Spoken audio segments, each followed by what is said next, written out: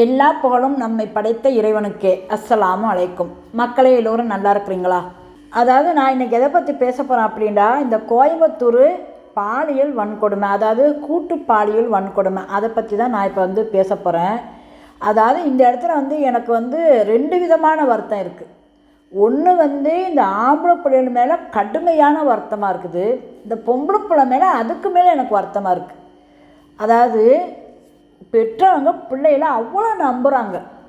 ஆனால் இந்த பிள்ளைங்க ஏன் நாகரிகம்ன்ற பேரில் ஏன் பெற்றவங்களுக்கு இவ்வளோ துரோகம் இழைக்கிறாங்க, ஏன் பெற்றவங்களுக்கு இழிவையும் அசிங்கத்தையும் கொண்டு வராங்க அப்படின்ட்டு தெரியலை.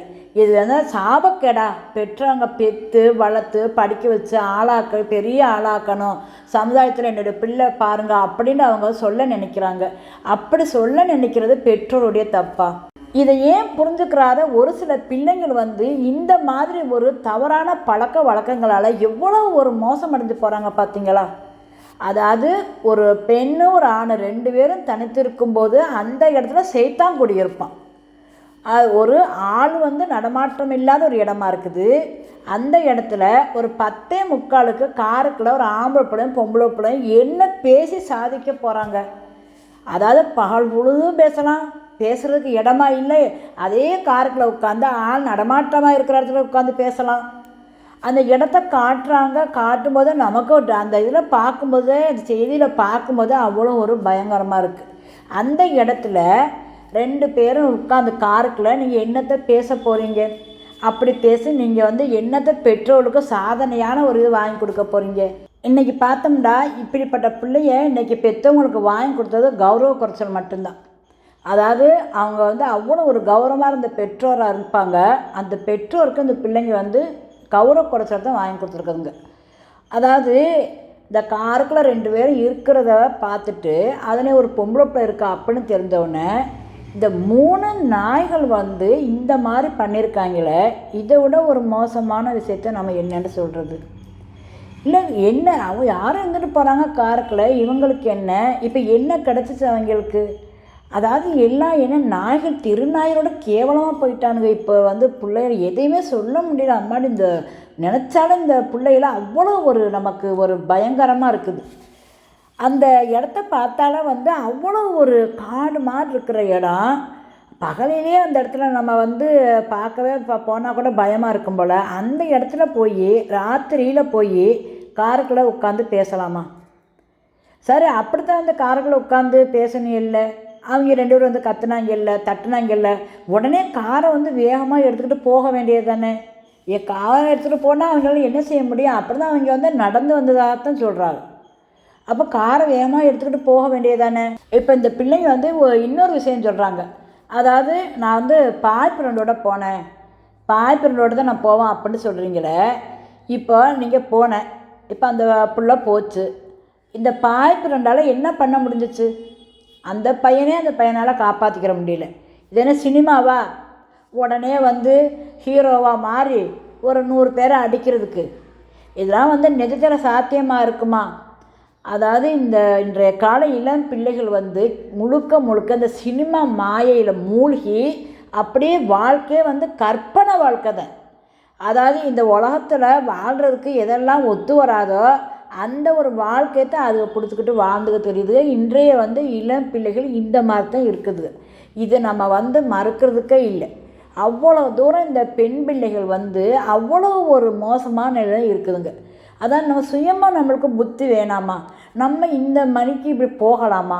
இந்த மாதிரி நம்ம போகிறோமே, இந்த மாதிரி போகும்போது யாராவது நம்ம தெரிஞ்சவங்க பார்த்துட்டா, அவங்க நம்ம வீட்டில் நம்ம அப்பா அம்மா கிட்ட உறவுக்காரங்கிட்ட போய் சொல்லிட்டா, அவங்க எப்படின்னா அவங்க மனசு பதறும். இப்போ யாராவது போய் ஒரு 11 மணி போல் உங்கள் மகளை ஒரு பையனோட பார்த்தேன் அப்படின்னு எந்த பெற்றோர்கிட்டையாவது போய் யாராவது சொன்னால் அவங்க கேட்டுட்டு அப்படியே சரி நல்லாவே இருக்கட்டும் அப்படின்னு சொல்லுவாங்களா? அந்த நொடிப்பொழுது அவங்களுடைய உயிர் போயிடும். அந்த அளவுக்கு அந்த விஷயத்தை ஒரு கொடுமையான விஷயமாக தான் பெற்றோர்கள் நினைப்பாங்க. அதாவது இவ்வளோ சுதந்திரம் கொடுக்குறாங்க, இவ்வளவு செல்லமாக வளர்க்குறாங்க, அவ்வளோ பணத்தையும் கொட்டுறாங்க, பாசத்தையும் கொட்டுறாங்க. ஆனால் இந்த பிள்ளைங்க இவ்வளவு ஒரு புரிஞ்சுக்கிறாத ஒரு பிள்ளைகளாக வளர்கிறதுங்கிறது நிச்சயமாக ரொம்ப நம்ம ஒரு வருத்தம் தரக்கூடிய விஷயந்தான். இது எனக்கு முதலாவது வருத்தம் இந்த பொம்பளை பிள்ளை மேலே. இப்போ இந்த 2வது வருத்தம் சொன்ன பற்றியெல்லாம் இந்த தெருநாய்ங்க மேலே. அதாவது இதுக்கு என்ன தெருநாயா லோலோன்னு நாய் அலையுதுங்களே, இது கொஞ்சமாவது இடம் வந்து அறிவை படைக்கலையா? ஆனால் நாய்களா நீங்களும் ஒரு தாய்வத்தில் தாண்டா பிறந்தீங்க. அறிவுட்ட நாய்களா நீங்களும் ஒரு தாய்வத்தில் பிறந்தீங்க, உங்களுக்கும் சகோதரியை இருப்பாங்க. ஏன் இந்த தெரு நாய்களோட மனநிலை ஏன் இப்போ நின்று அலையுது? இவங்களுக்கு வந்து என்ன தண்டனை நம்ம அரசாங்கம் கொடுக்க போகுது? அதாவது ஒரு பெண்ணை வந்து விருப்பமில்லாமல் ஒரு செயலில் ஈடுபட்டு அந்த பெண்ணை கஷ்டப்படுத்துறதுங்கிறது எவ்வளோ ஒரு மோசமான ஒரு செயல். இப்போ என்னை போலீஸில் பிடிச்சிட்டு போவாங்க, அப்புறம் ஒரு வாரம் 10 நாள் அவன் பாட்டுக்கு வெளியில் வந்துடும், அவ்வளோதான் முடிஞ்சிருச்சு. இதுதான் வந்து நடந்துக்கிட்டு இருக்கிற விஷயம். நான் வந்து சொல்கிற ஒரே விஷயம் அதுதான், சட்டங்கள் வந்து கண்டிப்பாக கடுமையாக இருக்கணும். தப்புக்குண்டான யார் தப்பு செஞ்சாலும் சரி, பணக்காரனாக இருக்கட்டும், ஏழையாக இருக்கட்டும், எந்த மதமாக இருக்கட்டும், அது எவ்வளோ பெரிய ஆளாக இருந்தாலும் சட்டங்கள் வந்து கடுமையாக இல்லாத வரைக்கும் குற்றங்கள் வந்து நடந்துக்கிட்டே தான் இருக்கும். சரி, காருக்குள்ளே யாரும் இருந்துட்டு போகிறாங்க, இந்த நாய்களுக்கு என்ன? அது பொம்பளை இருக்க தெரிஞ்ச உடனே நாயும் பேயாயிடுச்சு, பேயாகி இந்த வேலையை செஞ்சிருச்சு. ஆனால் இந்த இடத்துல அந்த பையன், அந்த பாய் ஃப்ரெண்டு, அந்த பையன் மேலே ஒரு வருத்தம். இவன் காரை வேகமாக எடுத்துகிட்டு போக வேண்டியது தானே. இப்போ அவங்க வந்து நடந்து வந்திருக்காங்க அப்படின்னு சொல்கிறாங்க, இவன் பாட்டுக்கு அவங்களுக்கு கண்ட உடனே அவன் சத்தம் போட்டான்ல, அதோட காரை வேகமாக எடுத்துகிட்டு போக வேண்டியது தானே. அப்போ இந்த அளவுக்கு வந்து ஒரு அந்த பையன்கிட்ட திறமை இல்லையா, அறிவு இல்லையா? இந்த மாதிரி ஒருத்தனை நம்பி இந்த பொம்பளை பிள்ளை போய் வாழ்க்கை இழந்து இவ்வளோ மோசமாக போச்சு. பெற்றவளுக்கு முழுக்க முழுக்க துரோகம் பண்ணிவிட்டு பெற்றவங்க இனி எந்த மூஞ்சி கொண்டு வெளியில் நடப்பாங்க?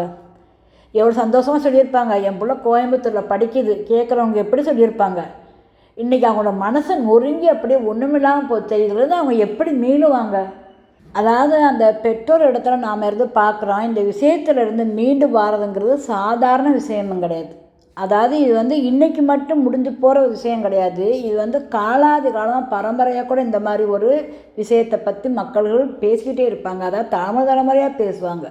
இதெல்லாம் வந்து இன்றைய பிள்ளைகள் வந்து யோசிக்க வேணாமா? அதாவது ஒரு ராத்திரி நேரத்தில் தனிமையில் ஒரு காருக்குள்ளே உட்காந்து பேசுகிற அளவுக்கு என்ன செய்தி உங்கள் ஃப்ரெண்டுகளுக்குள்ள? ஏன் அதனால் பால் ஃபுல்லாக பேசலாம், அவ்வளோ இடம் இருக்குது, போய் பேசுகிறதுக்கு இடமா இல்லாமல் இருக்குது, நல்லா இருந்து பேசுங்களேன். காருக்குள்ளே உட்காந்துக்கிட்டு கதவை பூட்டிக்கிட்டு தான் பேசணுமாக்கும். எவ்வளோ இடங்களுக்கு இருக்கலாம், அங்கேருந்து நல்லா உட்காந்து 4 மக்கள் மனசை கூடுற இடத்துல, நல்ல ஒரு பொதுவான இடத்துல உட்காந்து பேசியிருக்கலாம், இவ்வளோ பிரச்சனை வந்திருக்காது. ஏன் பிள்ளைகள் இந்த மாதிரி இருக்கிறீங்க? ஒரு பொம்பளை பிள்ளையால் இன்றைக்கி ஆம்பளை பிள்ளைக்கு எவ்வளோ பிரச்சனைன்னு பாருங்கள். நம்ம நாட்டில் வந்து இந்த பாலியல் குற்றங்கள் வந்து எப்போ குறையும்? அதாவது ஒரு 6 மணி ஆயிட்டால நாம் ஒரு துணை இல்லாமல் வந்து வீட்டை விட்டு வெளியில் போக முடியல. அதாவது சாயந்தரம் 6 மணி ஆயிட்டால சரி, நாம் தனியாக போகிறோமே, ஒரு நம்ம சொந்தக்கார ஆம்பளை பிள்ளைகளை கூட்டிகிட்டு போவோம் அப்படின்னோட வந்து நம்ம ஆம்பளை துணையோட கூட போக அதுக்கும் கூட பயமாக இருக்குது. ஏன்னா ஆம்பளை பிள்ளைகளுக்கு பாதுகாப்பு இல்லாமல் இருக்குது. ஒரு பொம்பளையினால் ஒரு ஆம்பளை பிள்ளைக்கு பாதுகாப்பு இல்லாமல் இருக்கு. இந்த அளவுக்கு வந்து மோசமாக வந்து இன்றைக்கி வந்து சம்பவங்கள்லாம் வந்து நடந்துக்கிட்டு இருக்கு. அதாவது வரலாற்று நிகழ்வுகளில் அப்போ வந்து ஷேர்கான் ஒருத்தர் வந்து ஆட்சி பண்ணியிருக்காரு. அதாவது அவர் காலத்தை வந்து அப்படி ஒரு அழகான ஒரு காலமாக சொல்கிறாங்க. அதாவது ராத்திரி 1 மணியோ 2 மணியோ எப்போ ஆனாலும் பெண்கள் வந்து அவ்வளவு நகை போட்டுக்கிட்டு தனியாக நடந்து போவாங்களாம்.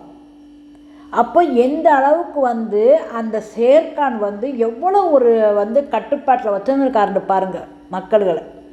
பெண்கள் வந்து அவ்வளோ சுதந்திரமாக வாழ்ந்திருக்காங்க.